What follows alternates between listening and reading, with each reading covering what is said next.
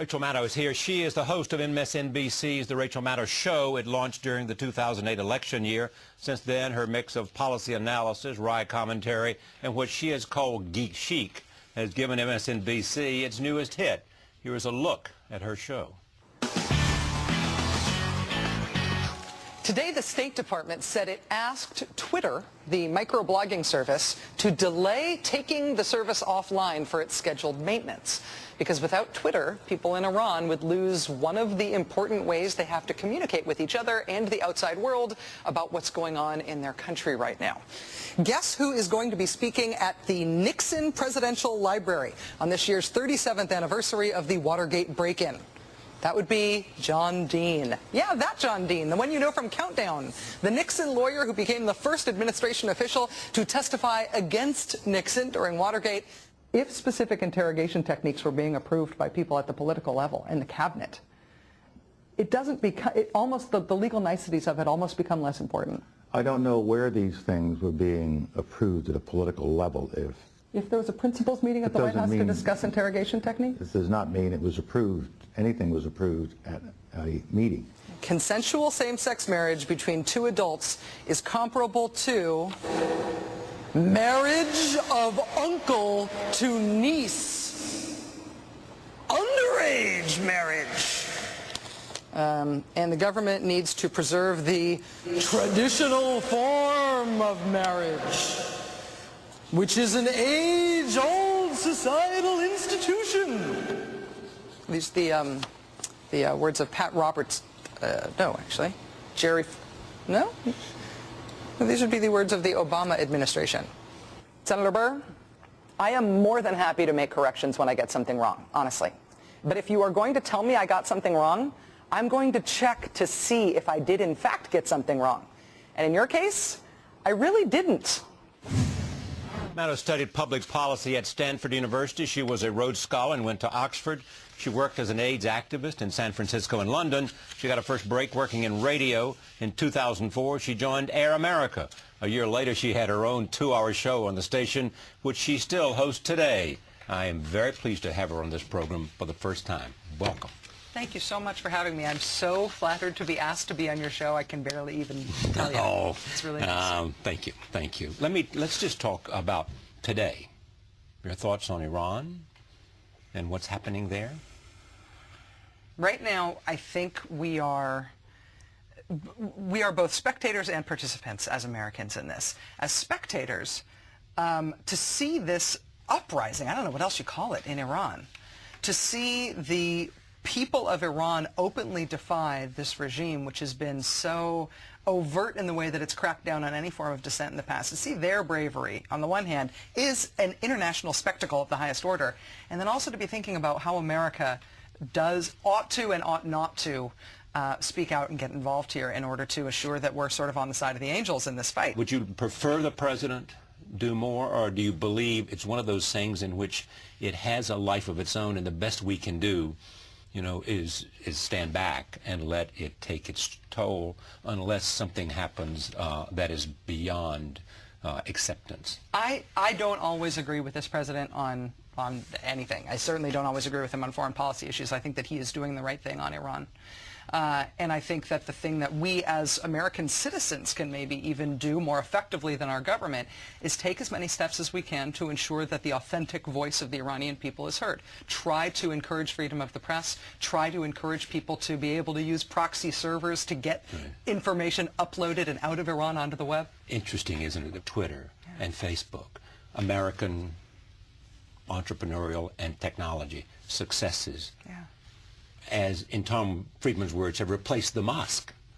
Sure. Or it was a great observation today, replaced the fax machine. I mean, it was the fax machine at Tiananmen. Exactly right. Students were trying to get the word out. Now it's through these other means. And the power of them, I mean, it's a little bit techie, but the reason that they haven't been able to shut down Twitter, even though they have blocked access to Twitter.com from Iran, is because you can upload Twitter messages from anywhere to anywhere. You can do it from your phone. You can do it from other websites. You can do it through RSS feeds. It's too decentralized to stop. Right. And that's one of the things that makes Twitter, I think, seem flighty and not a serious thing and nothing that could actually really contribute to important developments in the world, but it also means that it is unstoppable. Decentralized things are powerful things when you're talking about mass movements. You said there were many things about this president's foreign policy you didn't support. Yeah. Like what? I think that, I mean, granted, I think that in the broadest terms that Obama is doing a much better job on foreign policy than Bush and Cheney. I think that he is doing better than John McCain would have done had John McCain been elected. But had I been a member of Congress, I'm not sure that I would have voted for that war funding bill. I'm not sure that I believe that there is an American justification for proceeding in Afghanistan and the long-term plan that we seem to be proceeding on. There's not sufficient danger of a failed state there so that we shouldn't call on all the resources we have if it's feasible to achieve that objective. I think that it is hard to imagine any objective that would justify 18 years of American occupation in any country in the world. We're in year 8, and we're now talking about a 10-year plan for what to do. I don't know that we should operate in the world that way. And I was very pleased when, it didn't get very much attention, but when Obama did give that huge speech in Cairo, one of the ways that he described the future that he was describing, we all want to see it, of course it's his vision of the future the way he wants it to be, was a future in which American troops have come home. It wasn't the point of the speech that everybody focused on, but it's a very important point. We should be working toward a world in which American troops aren't willy-nilly occupying other countries in order to get our will around the world. I really believe that. I think that I'm not a pacifist. I believe that war is appropriate sometimes, but we shouldn't be having 18-year-long occupations of anywhere. But that does beg the question, I mean, and when is the employment of force appropriate and necessary? I think that war is a destructive force and not a constructive force. And sometimes what needs to happen in the world is that somebody or someone or some uprising needs to be destroyed. I think that we are very, very, very good at locating, closing with, and killing the enemy using our military. I do not believe that we can build states with our military. I just don't.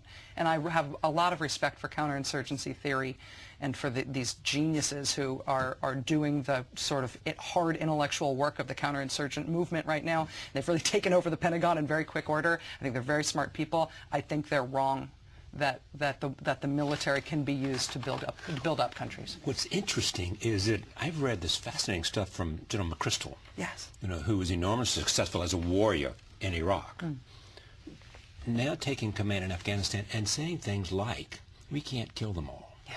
What we have to do is build a strong, credible Afghanistan, not kill all the militants. Well, and that makes sense, depending on who we is. I mean, if we as Europe, NATO, the European Union, Afghanistan, all of the civilized forces of the world who feel threatened by the prospect of international terrorism projected from this place that is a failed state, if they collectively can use all of their forms of power in order to create a legitimate state here, great. That makes a lot of sense. Does having, 160,000 American troops there get you toward that end?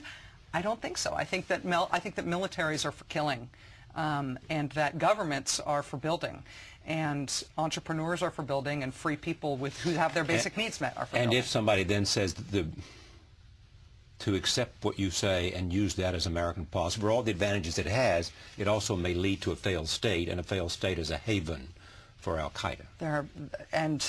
And yet we are not proposing invading Yemen. We are not, which is a failed state. We're not proposing invading Somalia. We're not proposing invading portions of Sudan and Chad and Congo and any of the other places that you could decide. I mean, we could say it was Belarus. I mean, you could say it could be New Orleans. I mean, it could be. There's a lot of places in which the things that we ought to be able to count on for order fail, and it is very rare in which war is the solution to that failure. What about economic policy? Boy, you don't envy him this job right now, do you, facing this economic crisis? In some ways, I actually do think that no one envies having to know that people are out of work as they are, and people are suffering, and they're losing all kinds of things that they were counting on at various stages of their life, and they're no longer there. And it's hard to imagine the amount of suffering that exists because of that. On the other hand, I think people who want to be president want to be president because they want to solve big problems.